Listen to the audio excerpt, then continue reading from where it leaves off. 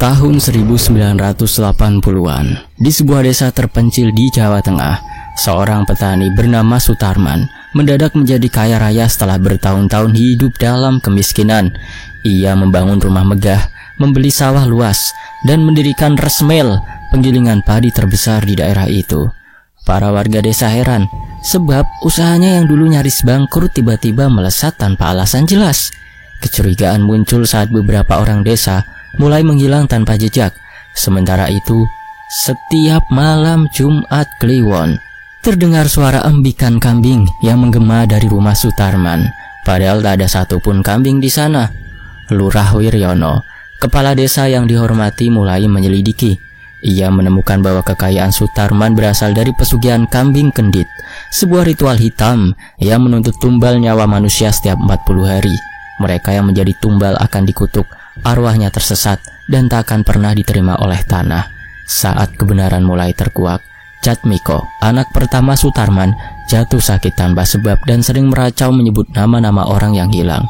Istrinya, Sukesih, mulai mengalami kejadian aneh, seperti melihat bayangan hitam berkaki kambing di sudut rumahnya. Ketika warga desa akhirnya berani menghadap Sutarman, mereka menemukan dirinya dalam keadaan mengenaskan, bersujud di hadapan sosok kambing hitam bergaris putih di perutnya. Matanya kosong, bibirnya berbisik dalam bahasa yang tadi mengerti, sementara bayangan hitam mulai bergerak mendekati mereka. Ini dia selengkapnya di Tony FS.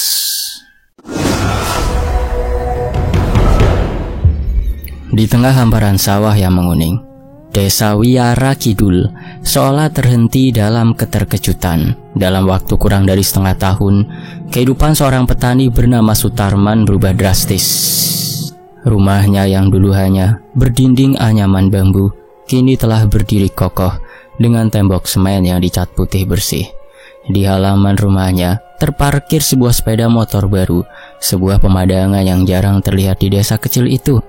Tak hanya itu, Sutarman kini memiliki tanah persawahan yang luas, dan dalam beberapa bulan terakhir, ia membangun sebuah pabrik penggilingan padi yang membuatnya semakin disegani. Warga desa mulai berbisik-bisik, apa mungkin hasil panennya begitu melimpah? Atau mungkin dia menemukan emas di ladangnya? Jangan-jangan dia main pesugihan. Desas-desus itu semakin liar ketika beberapa orang mengaku mendengar suara embikan kambing di rumah Sutarman setiap malam Jumat Kliwon. Namun tidak ada satupun warga yang pernah melihat Sutarman memelihara kambing. Di rumah barunya, Sukesih, istri Sutarman, menikmati perubahan hidup yang selama ini hanya bisa ia impikan. Namun kebahagiaan itu tak sepenuhnya utuh. Ada sesuatu yang berubah dari suaminya. Sutarman yang dulu penuh kasih sayang, kini lebih sering diam. Ia jarang bercanda dengan anak semata wayangnya, Jatmiko. Setiap malam ia sering keluar rumah tanpa menjelaskan kemana perginya. Bahkan saat pulang, wajahnya terlihat letih dan mata merah seolah kurang tidur. Suatu malam, Sukesih mencoba bertanya dengan hati-hati, "Pak, sampean sekarang jarang ngomong. Aku ngeri lihat sampean berubah begini." Sutarman yang sedang duduk di teras rumah hanya menghembuskan nafas panjang. "Aku cuma sibuk, Bu. Uang gak datang sendiri kok," jawabnya singkat. Sebelum meninggalkan istrinya masuk ke dalam rumah, di dalam hati Sukesih merasa ada yang tidak beres. Sebagai anak laki-laki satu-satunya, Jatmiko seharusnya ikut bahagia melihat bapaknya berhasil. Namun ada sesuatu yang mengganjal dalam pikirannya. Mengapa ayahnya tiba-tiba bisa membangun rumah dan membeli sawah dalam waktu singkat? Kenapa pabrik penggilingan padinya bisa langsung sukses, padahal dulu hanya seorang petani biasa? Yang paling membuatnya heran, kenapa setiap malam Jumat Kliwon ia sering mendengar suara kambing mengembik di belakang rumah mereka. Jatmiko mulai mencoba mengamati gerak-gerik ayahnya. Ia pernah menguping percakapan ayahnya dengan seseorang di depan rumah. Suaranya terdengar samar, seperti bisikan. Namun saat Jatmiko mengintip dari celah jendela, tak ada siapapun di sana, selain ayahnya yang berdiri sendiri di halaman rumah, menatap ke arah hutan di belakang desa. Sebagai kepala desa, Lurah Wiryono merasa bertanggung jawab atas keamanan warganya. Ia sudah sering mendengar gosip soal kekayaan mendadak Sutarman, dan kini ia mulai mencium ada sesuatu yang tidak wajar. Lurah yang sudah berumur 50-an tahun ini tidak ingin langsung menuduh. Ia tahu bahwa menuduh seseorang menggunakan pesugihan tanpa bukti bisa berbahaya. Namun, ia tidak bisa mengabaikan cerita-cerita warga. Suatu sore, Lurah Wiryono sengaja berkunjung ke rumah Sutarman. "Wah, sekarang rumah sampean sudah megah sekali, Man. Alhamdulillah, rezeki panjenengan lancar," katanya sambil tersenyum ramah. Sutarman yang sedang duduk di ruang tamu hanya tersenyum tipis. Matanya terlihat kosong, tidak seperti orang yang bahagia karena rezekinya berlimpah. "Iya Pak Lurah, semua ini hasil kerja keras saya," jawabnya singkat. Namun Wiryono tahu ada sesuatu yang disembunyikan. Di sisi lain, semakin malam suasana di rumah Sutarman semakin mencekam. Pada malam Jumat Kliwon, Sukesi terbangun karena mendengar sesuatu. "Mbek, mbek." Suara embian kambing terdengar jelas dari belakang rumah. Jantung Sukesi berdegup kencang. Di mana ada kambing, mereka tidak memelihara hewan apapun. Pelan-pelan, Sukesi bangun dari tempat tidur, berjalan ke jendela, dan mengintip ke halaman belakang. Hanya ada kebun kosong yang diterangi rembulan, tidak ada tanda-tanda kambing sama sekali. Namun, suara embikan itu masih terdengar, dan kali ini terdengar lebih dekat. Sukesi menahan napas. Apakah ia sedang bermimpi? Tiba-tiba ia merasa bulu kuduknya meremang. Ada sesuatu yang berdiri di pojok halaman belakang. Sosok hitam bertubuh besar dengan mata merah menyala. Sukesi menjerit hingga membangunkan Jatmiko. Di pagi harinya, sebuah kabar buruk mengguncang desa. Seorang warga bernama Karyo menghilang. Menurut warga, Karyo terakhir kali terlihat berbincang dengan Sutarman di pinggir jalan dekat kebun tebu. "Sutarman ngomong apa ke Karyo semalam? Kok sejak itu Karyo hilang?" gumam warga desa. Beberapa orang mencoba mencari Karyo ke rumahnya, tetapi pintunya terkunci dari luar. Ketika mereka masuk, rumah itu kosong. Tidak ada tanda-tanda Karyo, hanya sepasang sendal lusuh yang tertinggal di depan pintu. Kecurigaan semakin mengarah pada Sutarman. Lurah Wiryono semakin yakin ada sesuatu yang tidak beres. Suasana desa semakin mencekam. Warga mulai berbisik lebih kencang, menuduh bahwa kekayaan Sutarman bukanlah hasil kerja keras, melainkan hasil perjanjian dengan kekuatan gaib. Sukesi semakin ketakutan dengan perubahan suaminya. Jatmiko semakin penasaran dan ingin mengungkap rahasia ayahnya. Lurah Wiryono bersiap untuk menggali lebih dalam misteri ini. Dan yang lebih menyeramkan, suara embean kambing di rumah Sutarman semakin sering terdengar.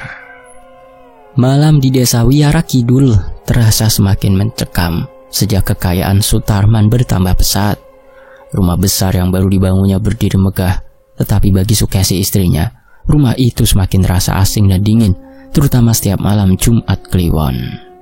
Jatmiko, anak pertama Sutarman, semakin hari tampak makin pucat. Ia sering mengigau dalam tidurnya, menyebut-nyebut nama Karyo. "Jangan Karyo, jangan!" Sukesi yang mendengar ikauan itu semakin gelisah. Bukankah Karyo adalah warga desa yang menghilang secara misterius? Di siang hari Jatmiko lebih banyak diam. Ia duduk di beranda, menatap kosong ke kejauhan. Nafsu makannya turun drastis, tubuhnya semakin kurus, dan sorot matanya kehilangan cahaya. Suatu malam Sukesi mendapati anaknya terduduk di pojok kamar dengan tangan mencengkram kepala. "Jatmiko, ada apa?"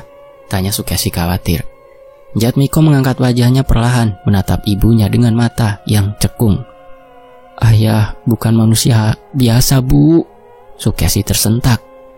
Sementara itu Lurah Wiryono yang mulai curiga terhadap Sutarman diam-diam melakukan penyelidikan. Ia mendatangi beberapa warga yang bekerja di rumah Sutarman, tetapi mereka semua bungkam. "Ada satu ruangan di rumah itu yang tidak pernah dibuka," kata salah satu warga akhirnya dengan suara berbisik. Lurah Wiryono mengernyit. "Di mana?" "Di belakang. Kuncinya selalu dibawa Pak Tarman kemana-mana." Rasa penasaran Lurah semakin besar. Ia tahu ada sesuatu yang disembunyikan Sutarman. Namun belum sempat ia mengambil tindakan, kabar buruk menghantam desa. Mbak Rini, seorang perempuan setengah baya yang bekerja di rumah Sutarman sebagai pembantu, mengeluh sering mengalami ketindihan setiap malam. "Ada yang duduk di dada saya, Pak Lurah," katanya saat bertemu Wiryono di warung. "Saya tidak bisa bergerak, tidak bisa bernapas. Saya dengar suara embekan kambing di telinga saya. Rasanya seperti ada yang ingin mengambil nyawa saya." Namun tidak ada yang menyangka bahwa malam berikutnya Mbak Rini ditemukan tewas di kamarnya. Matanya membelalak, mulutnya berbusa, wajahnya mencerminkan ketakutan luar biasa, seolah ia melihat sesuatu yang mengerikan sebelum meninggal. Desa Wiyara Kidul geger. Kematian Mbak Rini menambah ketakutan warga, ditambah sebelumnya Karyo yang menghilang. Desas-desus bahwa Sutarman melakukan pesugihan semakin kencang. Mereka mulai bertanya-tanya apakah suara embekan kambing itu adalah pertanda datangnya maut. Malam semakin mencekam di rumah Sutarman. Lampu minyak di sudut ruangan bergoyang perlahan, menciptakan bayangan samar di dinding kayu. Sukesi duduk di samping ranjang Jatmiko yang semakin hari semakin lemah. Keringat dingin mengucur dari pelipis pemuda itu. Tubuhnya kurus tinggal tulang, matanya kosong, seakan ada sesuatu yang menggerogoti jiwanya. "Pak, kita harus cari pertolongan. Anak kita sakit. Ini bukan sakit biasa, Pak," ujar Sukesi dengan suara bergetar. Jatmiko kembali mengigau. Tubuhnya kejang-kejang, bibirnya bergetar. Lalu dari mulutnya keluar suara yang bukan miliknya. "Tolong aku. Aku kedinginan.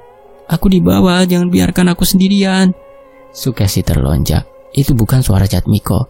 Suara itu lebih berat, lebih serak, dan yang lebih menakutkan, itu suara Karyo.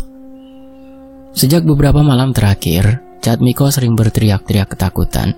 Ia melihat sosok hitam berkaki kambing berdiri di sudut kamarnya, mengawasinya tanpa suara. Setiap malam bayangan itu semakin mendekat hingga suatu malam, makhluk itu berdiri tepat di sisi ranjangnya. Makhluk itu ada di situ," suara Jatmiko lirih menunjuk sudut ruangan. Sukesi menoleh dengan jantung berdetak kencang, tapi tak melihat apapun selain kegelapan. Namun hawa dingin yang merambat dari ujung kaki hingga tengkuknya membuatnya yakin ada sesuatu di sana. Ketakutan dan keputusasaan membuat Sukesi mengambil keputusan. Ia pergi ke rumah Mbah Kirun, dukun tua yang dikenal bisa mengobati gangguan gaib. Rumah Mbah Kirun berada di pinggir desa, dikelilingi pohon jati tua yang membuat suasana semakin angker. Mbah Kirun menatap Sukesi lama sebelum akhirnya berucap, "Kowe telat, Nduk. Aura ireng wes ngeliputi omahmu." Mbah Kirun lalu membakar kemenyan, menutup mata dan mulai berkomat kamit. Setelah beberapa saat, ia membuka mata dengan tatapan tajam. "Ini bukan gangguan biasa. Suamimu melakukan pesugihan. Aku bisa mencium bau darah di rumahmu, anyir." Sukesi pulang dengan tubuh gemetar, pikirannya kacau. Ia langsung menghampiri Sutarman yang duduk termenung di teras rumah. "Pak, jujur sama aku. Apa yang sudah sampean lakukan, Pak?" tanyanya dengan suara bergetar. Sutarman menundukkan kepala, menghela nafas panjang. Malam terasa begitu sunyi ketika akhirnya ia berbicara. "Aku memang melakukan pesugihan, Sukesi. Aku mengambil jalan ini agar kita keluar dari kemiskinan." Dunia Sukesi seakan runtuh mendengar pengakuan suaminya. "Pesugihan apa, Pak? Apa hubungannya dengan suara kambing di rumah ini dengan Jatmiko?" Sutarman menatap istrinya dengan mata kosong. "Pesugihan kambing kendit. Setiap 40 hari aku harus memberikan tumbal manusia. Jika tidak, maka kita sendiri yang akan diambil." Air mata Sukesi jatuh. Kini ia sadar bukan hanya nyawa Karyo yang melayang, tapi mungkin giliran anaknya yang akan menjadi korban berikutnya. Sutarman kini dihadapkan pada keputusasaan yang mengerikan. Haruskah ia meneruskan ritual dan mencari tumbal baru? Atau menentang perjanjian gaib dan mempertaruhkan nyawa keluarganya sendiri? Di luar rumah, angin bertiup kencang. Suara embekan kambing kembali terdengar. Kali ini lebih dekat, seakan tepat di belakang mereka. Malam di Wiyara Kidul semakin mencekam. Angin bertiup kencang, membawa aroma anyir yang menusuk hidung. Di rumah Sutarman, ketenangan sudah lama hilang. Bayang-bayang ketakutan menyelimuti setiap sudut, terutama sejak suara embekan kambing itu terdengar semakin jelas. Sutarman duduk di ruang tengah dengan wajah lelah. Matanya menatap kosong ke pintu kamar belakang yang selalu terkunci rapat. Ia tahu apa yang menunggu di sana. Sosok kambing hitam yang menuntut. Dari pekarangan terdengar suara langkah berat. Bukan manusia biasa, bukan pula suara binatang biasa. Sutarman menoleh dengan nafas tercekat. Di depan pintu rumahnya berdiri seekor kambing hitam besar, jauh lebih tinggi dari manusia. Sepasang matanya merah menyala, menatap langsung ke arahnya. "Waktumu sudah habis." Suara itu bergema di dalam kepalanya, dalam bahasa yang tidak diucapkan melalui mulut, melainkan langsung menusuk ke dalam pikirannya. Sutarman mencengkeram dadanya, keringat mengalir deras di pelipisnya. "Tidak, aku tidak mau melakukannya lagi," serunya dengan suara serak. Kambing hitam itu tidak bergeming, ia hanya berdiri di sana. Matanya terus menatap tajam seolah sedang menembus jiwa Sutarman. Sementara itu di dalam kamar, Jatmiko semakin sekarat. Tubuhnya tinggal tulang terbalut kulit. Sukesih menangis di sampingnya, menggenggam tangan anaknya yang terasa semakin dingin. Di luar rumah, suara lain mulai terdengar. Bukan suara embean kambing, melainkan suara tawa lirih yang semakin lama semakin jelas. Ketika Sukesih menoleh ke arah jendela, darahnya seketika membeku. Di sana berdiri sosok yang tidak asing baginya, Karyop. Wajahnya pucat, matanya kosong, dan mulutnya bergerak seolah menggumamkan sesuatu. "Sutarman, kau tak akan bisa lari." Sutarman berteriak dan berlari ke halaman, tetapi bayangan Karyop kini muncul di mana-mana. Di sudut rumah, di pohon mangga belakang, di tepi sumur tua. Ia tahu ini bukan sekedar ilusi, ini adalah kutukan. Sukesih tidak bisa tinggal diam. Ia segera mencari Lurah Wiryono dan Mbah Kirun, memohon pertolongan. "Pak Lurah, Mbah Kirun, tolong kami. Ini bukan lagi tentang Jatmiko saja, tapi seluruh keluargaku." Mbah Kirun menghela nafas panjang. "Aku sudah bilang, pesugihan tidak bisa dihentikan dengan sekedar permohonan. Perjanjian sudah dibuat, dan makhluk itu tidak akan membiarkan tumbalnya lolos." Namun Lurah Wiryono tidak tinggal diam. "Kalau kita biarkan, ini bisa memakan lebih banyak korban. Kita harus mencoba." Mbah Kirun akhirnya setuju. Ia bersiap melakukan ritual pemutus pesugihan, tetapi ia tahu konsekuensinya tidak akan ringan. Di halaman rumah Sutarman, Mbah Kirun menyiapkan sesajen. Kemenyan dibakar, doa-doa mulai dilantunkan. Angin semakin kencang, dan udara di sekitar mereka terasa jauh lebih dingin. Saat Mbah Kirun menaburkan garam di sekeliling rumah, terdengar suara geraman marah. Dari dalam bayang-bayang, makhluk berkaki kambing itu muncul lagi, kali ini dalam wujud yang lebih mengerikan. Malam itu adalah Jumat Kliwon. Seluruh desa Wiyara Kidul diteror oleh suara embikan yang menggelegar. Warga yang terbangun hanya bisa terdiam diri di balik pintu, tidak berani keluar. Di rumah Sutarman, teror mencapai puncaknya. Bayangan hitam berbentuk kambing memenuhi setiap sudut rumah, dan kemudian dari dalam kamar terdengar suara langkah. Sukesih menoleh, jantungnya hampir berhenti. Jatmiko, anaknya yang tadi sekarat, bangun dari tidurnya. Tapi yang mengerikan, matanya putih kosong. Ia berjalan perlahan ke arah kamar belakang, seolah ada sesuatu yang memanggilnya di sana. Sukesih ingin berteriak, tetapi suaranya tertahan di tenggorokan. Mbah Kirun segera menghambur ke depan, bersiap menghadapi apapun yang akan terjadi. Namun satu hal yang mereka sadari, malam itu bukan hanya nyawa Jatmiko yang dipertaruhkan. Malam yang mencekam pun akhirnya berubah menjadi tragedi. Aroma anyir menyelimuti rumah Sutarman, bercampur dengan hawa dingin yang menusuk tulang. Embikan menyeramkan yang menggema sepanjang malam tiba-tiba berhenti, menyisakan keheningan yang lebih mengerikan. Ketika fajar menyingsing, warga desa Wiyara Kidul mulai berkumpul di depan rumah Sutarman. Suasana terasa berat. Tidak ada seorang pun yang berani masuk hingga akhirnya Lurah Wiryono dan Mbah Kirun melangkah ke dalam rumah yang kini dipenuhi hawa kematian. Di sudut ruangan, tepat di depan kamar belakang yang selama ini tertutup rapat, tubuh Sutarman ditemukan. Ia bersujud seperti sedang memohon ampun, tetapi tubuhnya sudah tidak bernyawa. Wajahnya membeku dalam ekspresi ketakutan yang luar biasa. Matanya melotot, mulutnya sedikit terbuka, seolah sempat berteriak sebelum akhirnya nyawanya terenggut. Tubuhnya kaku, dingin seperti batu. Sukesih berteriak histeris. Namun di tengah tangisannya, keanehan terjadi. Jatmiko yang selama ini sekarat tiba-tiba terbangun. Tubuhnya yang tadinya kurus kering kini kembali segar. Sukesih menatap anaknya dengan mata penuh air mata, tidak percaya dengan apa yang terjadi. "Bu, aku lapar, Bu." Suara Jatmiko terdengar lemah. tetapi normal, seolah tidak pernah mengalami penderitaan mengerikan yang selama ini menyiksanya.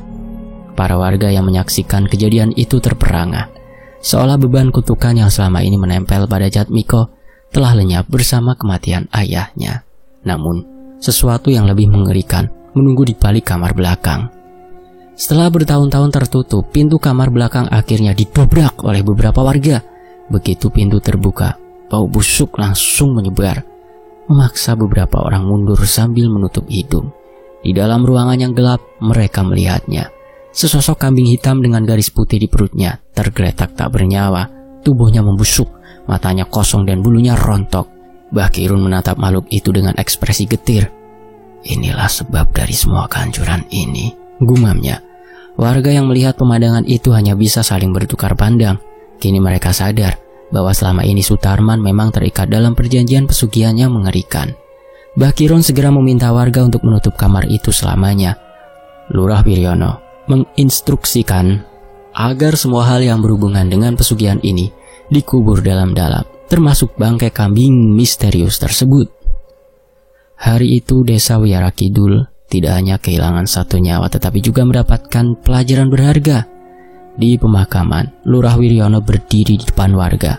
Suaranya tegas namun bergetar. "Jangan pernah tergoda oleh kekayaan instan. Tidak ada harta yang datang tanpa harga. Jika kau bersekutu dengan kegelapan, maka kegelapan pula yang akan mengambil semuanya darimu." Bakirun menghela nafas berat. Ilmu hitam hanya memberi kesenangan sesaat, tapi pada akhirnya itu akan menuntut harga yang lebih besar dari yang bisa kau bayangkan. Sukesi hanya bisa menangis, meratapi kehilangan suaminya. Namun dalam hatinya ia tahu lebih baik kehilangan Sutarman daripada kehilangan anaknya. Malam itu, teror yang menyelimuti Karangjati berakhir. Namun nama Sutarman akan selalu dikenang sebagai peringatan bagi siapa saja yang tergoda untuk mengambil jalan pintas menuju kekayaan. Dan di ujung hutan, jauh dari desa, terdengar suara embikan samar, seolah masih ada sesuatu yang mengawasi. Selesai. Demikianlah sebuah kisah. Semoga terhibur, sampai jumpa di kisah lainnya. Tetap di Tony FS. Wassalamualaikum.